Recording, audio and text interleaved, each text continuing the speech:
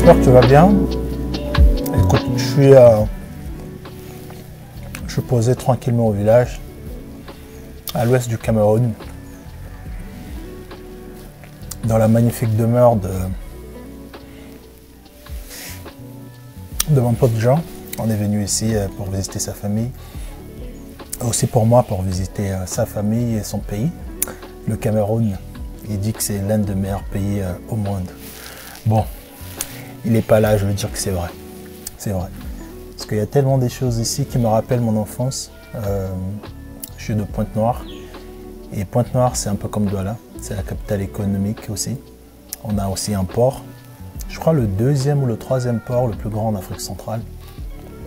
Et il y a beaucoup de similarités avec Douala, avec Pointe-Noire, que ce soit la végétation, le climat. Il ne fait pas trop chaud. Même quand il fait chaud, ça va, c'est supportable. Une chose que j'aimerais partager avec toi, c'est le choix de vie qu'on a choisi aujourd'hui en France, en Europe, en Occident, pour tous ceux qui habitent in the West, comme on dit. Donc cette petite vidéo, elle était inspirée par cette reconnexion-là que j'ai faite avec depuis quelques jours. Et en venant ici, en visitant le Cameroun, en visitant Douala, on se pose la question. Quand on voit les gens dans la ville, quand on voit les gens, comment ils sont tranquilles, ils vivent dans un cadre de tranquillité inexplicable.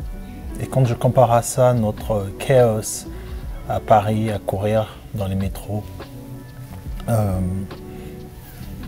dans le monde entrepreneurial, comme on dit, à se taper dessus, à trouver des stratégies tard la nuit, à dormir à 2 heures parce qu'on veut beaucoup souvent impressionner des gens qui deux fois n'ont rien à foutre de notre vie. On se pose des questions. Quand tu arrives ici et que tu vois et que tu redécouvres tout ça, tu te poses des questions, tu te dis qu'est-ce qui ne va pas. Après, écoutez, hein, c'est pas une vidéo dramatique. Hein. Je sais comment je suis posé, ça fait un peu drame.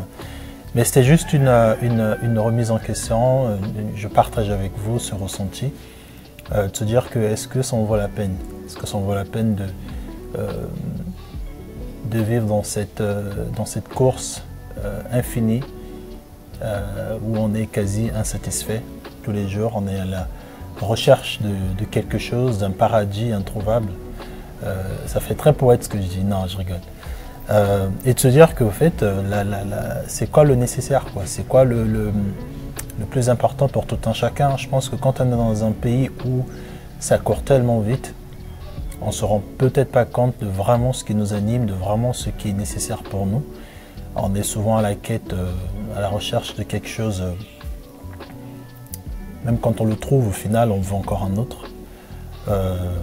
Alors que dans un autre continent, il y a des gens qui profitent de leur vie, qui vivent de jour le jour, qui mangent bien, qui mangent sain, qui grandissent dans des très bonnes conditions. Les enfants sont épanouis, connectés à la nature. Certes, je ne dis pas aux gens de tout plaquer, de venir vivre dans la nature, c'est un peu hypocrite et utopique. Mais c'est juste pour dire que je pense que c'est important de se reconnecter à ses origines.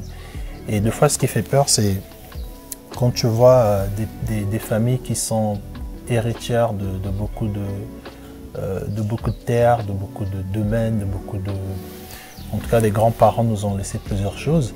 Des fois, je me dis, nous aujourd'hui, la génération Z, comme on nous appelle souvent, la génération des milléniaux, les trentenaires, qui ne voulons pas du tout, qui n'avons pas souvent, la plupart d'entre nous, qui n'avons pas cette ambition-là de retourner dans nos pays.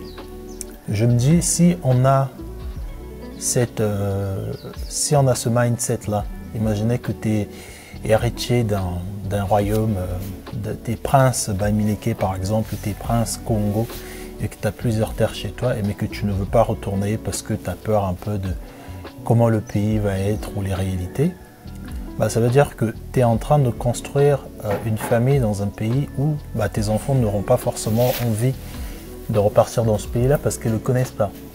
Au fait, les prochaines générations vont être in the West, en Occident, Et tout ce que tes grands-parents t'ont légué ou ont travaillé si dur pour te donner, bah toi t'es pas du tout intéressé à ça. Tu es intéressé plutôt à la course, au métro, aux 3000 € de salaire et tout. Et au fait, il faut toujours se dire que bah on a besoin de cette connexion là, on a besoin de de se ressourcer, c'est super important. Et ça va être le titre de la vidéo, je pense. On doit se ressourcer.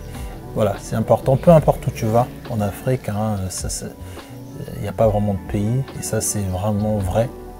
C'est-à-dire qu'on est d'abord africain avant d'être congolais, burkinabéen, gabonais. Parce que dès lors que tu mets le pied dans un pays africain subsaharien, tu sens vraiment que bah, il y a tellement des choses autour de toi qui te rappellent que tu es chez toi.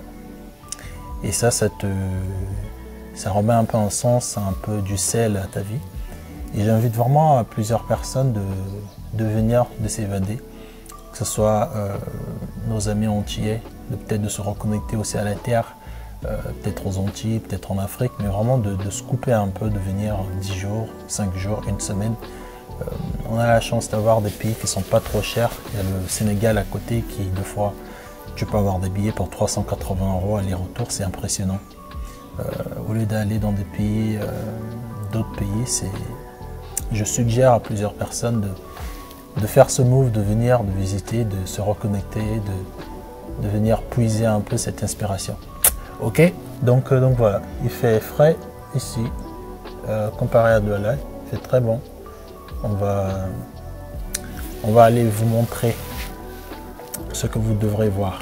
Ok, stay tuned et on se retrouve pour une autre vidéo. Alright.